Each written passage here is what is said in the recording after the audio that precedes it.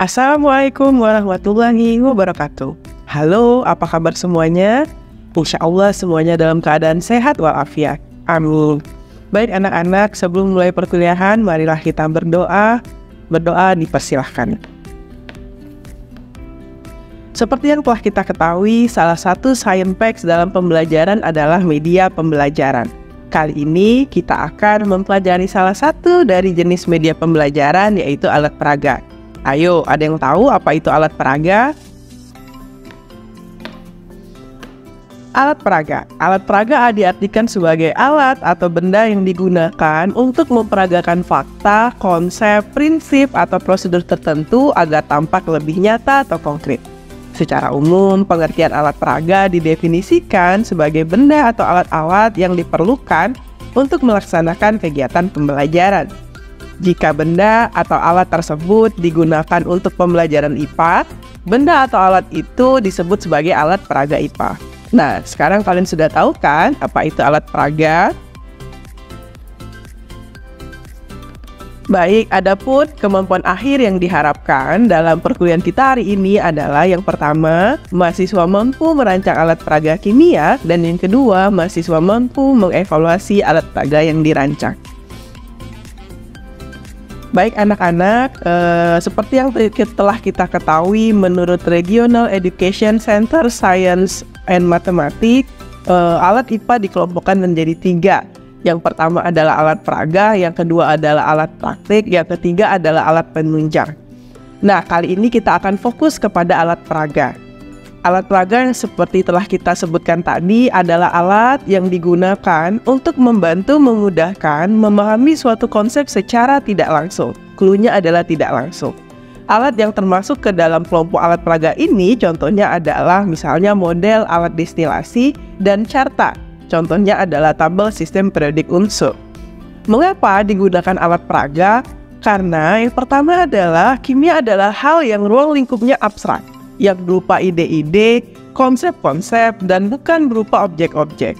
Peserta didik akan lebih mudah mengerti dan memahami kimia secara nyata berdasarkan fakta yang jelas dapat dilihatnya. Bagi guru, alat peraga dapat digunakan sebagai alat untuk mengevaluasi terhadap kecakapan siswa-siswanya dalam menerima pelajaran kimia yang diberikan. Fungsi alat peraga adalah untuk mengatasi hambatan dalam berkomunikasi, keterbatasan fisik dalam kelas, sikap pasif anak, serta menyamakan pengamatan.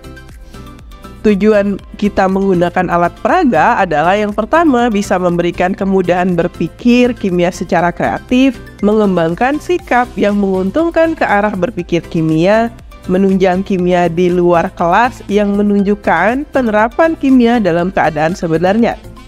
Dan tujuan yang keempat adalah untuk memberikan motivasi dan memudahkan abstraksi. Bagaimana cara mendesain alat peraga? Untuk mendesain alat peraga atau percobaan sederhana, perlu memperhatikan konsep yang mendasari kegunaan alat atau prinsip kerja alat tersebut. Ada 3 pertimbangan kelayakan untuk memilih alat peraga yang baik. Yang pertama adalah kelayakan praktis. Kelayakan praktis ini bisa kita ketahui berdasarkan yang pertama pengenalan dan pemahaman guru dengan jenis alat peraga, kemudian ketersediaan alat peraga di lingkungan belajar setempat, kemudian ketersediaan waktu untuk mempersiapkannya, ketersediaan sarana dan fasilitas pendukungnya, dan yang terakhir keluasan. Artinya alat peraga harus mudah dibawa serta mudah digunakan pada waktu kapanpun dan oleh siapapun. Yang kedua, desain yang kedua harus memperhatikan kelayakan teknis atau kelayakan pedagogis. Nah, ini relevan dengan tujuan pembelajaran yang ingin dicapai. Jadi alat peraga yang kita rancang seyogyanya harus sesuai dengan tujuan pembelajaran yang sudah dipersiapkan. Yang kedua adalah alat peraga ini harus mampu merangsang motivasi terjadinya proses belajar yang optimal. Dan yang terakhir, kelayakan yang perlu kita pertimbangkan dalam mendesain alat peraga adalah kelayakan biaya. Adapun yang harus kita lakukan dalam mengevaluasi apakah alat peraga kita ini layak atau tidak, yang pertama adalah analisis untung rugi secara ekonomis. Apakah alat peraga yang kita kembangkan ini memiliki nilai ekonomi atau tidak. Yang kedua adalah jumlah dan jenis perkakas yang akan digunakan, apakah cukup, terlalu banyak atau terlalu sedikit. Kemudian keterampilan yang diperlukan, gambar dan bagan yang akan dibuat, rancangan atau alat konstruksi alat, dan evaluasi alat yang dibuat. Apa saja alat dan bahan yang bisa digunakan untuk membuat alat peraga? Nah, adik-adik bisa lihat sekalian, yang pertama adalah rumah dan sekitarnya. Kita lihat ada apa di sana, misalnya apakah ada bekas botol, selai, botol kopi, toples, sendok, piring, kaleng, sendal jepit. Nah, ini semuanya bisa digunakan untuk membuat alat peraga. Yang kedua adalah lihat di lingkungan sekolah. Lihat limbah-limbah sisa, misalnya kertas, penggaris, ballpoint, bekas spidol, botol tinta, dan kayu bekas, dan lain sebagainya. Kemudian kita bisa lihat warung atau toko. Nah, ini biasanya yang tersedia seperti dus bekas, kantong plastik, karet gelang, meteran, balon, dan lilin. Kemudian kita juga bisa lihat di lingkungan sekitar rumah sakit. Limbah-limbah sisa seperti suntikan, selang plastik bekas, botol infus, botol obat, sendok obat. Nah, ini semuanya bisa kita gunakan sebagai alat dan bahan untuk membuat alat peraga. Berikut adalah langkah-langkah yang bisa kita gunakan untuk merancang alat peraga dalam pembelajaran kimia. Yang pertama adalah membuat ide atau gagasan pemikiran, kemudian kita perlu menganalisis kebutuhan dan karakteristik siswa, sehingga alat peraga yang kita kembangkan sesuai dengan keinginan siswa. Kemudian merumuskan tujuan pembelajaran, menentukan kerangka isi bahan pelajaran, menentukan jenis alat peraga yang akan dibikin. Setelah itu, kita juga harus memikirkan bagaimana treatment atau perlakuan dan bagaimana prediksi partisipasi siswa dalam penggunaan alat peraga. Selain itu, kita juga perlu membuat sketsa atau storyboard, kemudian menentukan bahan atau alat yang akan digunakan, melaksanakan pembuatan media, kemudian melakukan penyuntingan jika dirasa media yang kita kembangkan ada kelemahan. Setelah itu kita lakukan uji coba dulu sebelum alat peraga yang dikembangkan diterapkan dalam proses pembelajaran. Yang terakhir adalah melaksanakan kegiatan dan mengevaluasi peranan alat peraga dalam media pembelajaran. Untuk peranan alat peraga secara umum, yang pertama adalah menghindari terjadinya verbalisme, yang kedua membangkitkan minat atau motivasi siswa, yang ketiga menarik perhatian siswa, yang keempat alat peraga ini juga bisa mengatasi keterbatasan ruang, waktu, dan ukuran. Alat peraga juga berperan dalam mengaktifkan siswa dalam kegiatan belajar mengajar dan mengefektifkan pemberian rangsangan untuk belajar. Namun tentu saja dalam penggunaan alat peraga ini memiliki hambatan. Nah, hambatan yang sering terjadi biasanya adalah hambatan komunikasi. Nah, hambatan komunikasi ini yang bisa dipecahkan melalui penggunaan media dalam proses belajar dengan membuat siswa menjadi terpusat pada alat peraga yang dibuat. Hambatan dalam pemakaian alat peraga juga diantaranya adalah anak memang tidak ingin memusatkan perhatian atau gangguan fisik, jadi anak tidak tertarik dengan alat peraga sehingga dia tidak tertarik untuk melihat alat peraga yang dikembangkan. Kemudian yang kedua, hambatan yang digunakan dalam pemakaian alat peraga adalah ingatan anak yang lebih terpaku pada hal lain yang lebih menarik perhatian mereka. Yang ketiga, anak mungkin saja bisa melamun atau menghayal.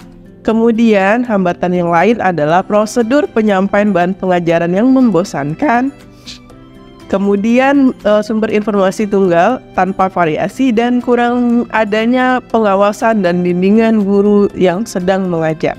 Sehingga penerapan alat peraga akan mengalami hambatan jika terjadi hal-hal seperti ini.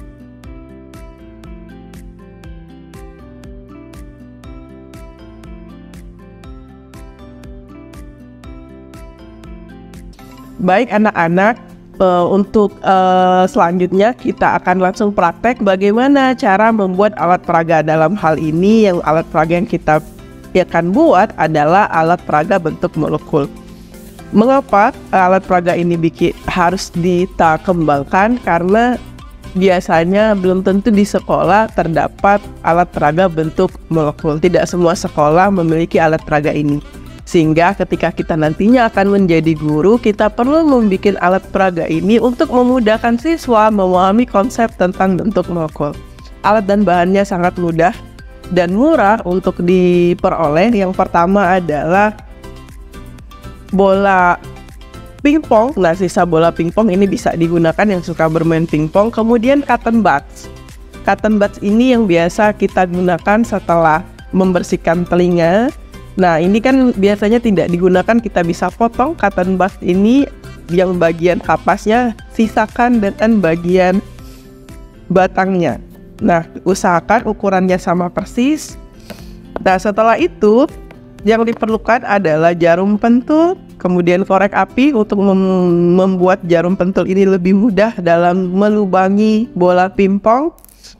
Selanjutnya adalah gunting. Nah, alat-alat ini saja yang diperlukan dalam mempersiapkan alat peraga bentuk molekul. Baik, nah di depan saya sudah saya siapkan, saya sudah melakukan pelubangan pada bola pingpong. Kemudian setelah bola ini dilubangi, kita bisa membuat alat peraga sesuai dengan bentuk molekul yang kita inginkan. Misalnya kita ingin membuat bentuk molekul linear. Nah, ini adalah bentuk linear. Kita bisa menganalogikan bola pingpong sebagai logam ataupun senyawa non logam.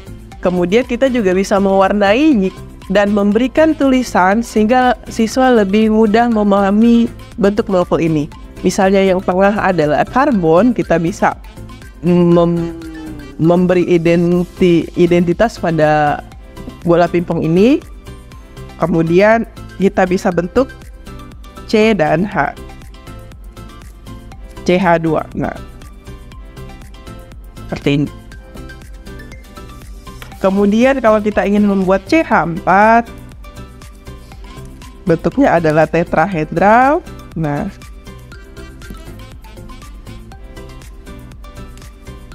ini seperti ini. Ini kebetulan ikatannya tunggal. Jika kita ingin ikatan rangkap, nah ini juga bisa dilubangi lagi dengan menambahkan lubang dan cotton buds. Nah, mudah kan kalau kita membuat alat peraga ini? Silakan tugas kalian selanjutnya setelah ini adalah membuat alat peraga bentuk molekul. Kalian bisa cari dan mengganti bahan-bahan ini sesuai dengan bahan-bahan yang ada di lingkungan sekitar kalian. Oke, sebelum menutup pelajaran hari ini, kesimpulan yang dapat kita tarik dalam pertemuan hari ini adalah yang pertama, alat peraga digunakan sebagai media pembelajaran untuk mempermudah siswa dalam memahami materi. Alat peraga dapat membatasi abstraksi yang dirasakan konsep-konsep kimia sehingga lebih mudah dipahami oleh siswa. Dan yang paling terpenting saat ini adalah mahasiswa dapat membuat alat peraga sesuai dengan karakteristik siswa. Demikian hari ini. Assalamualaikum warahmatullahi wabarakatuh.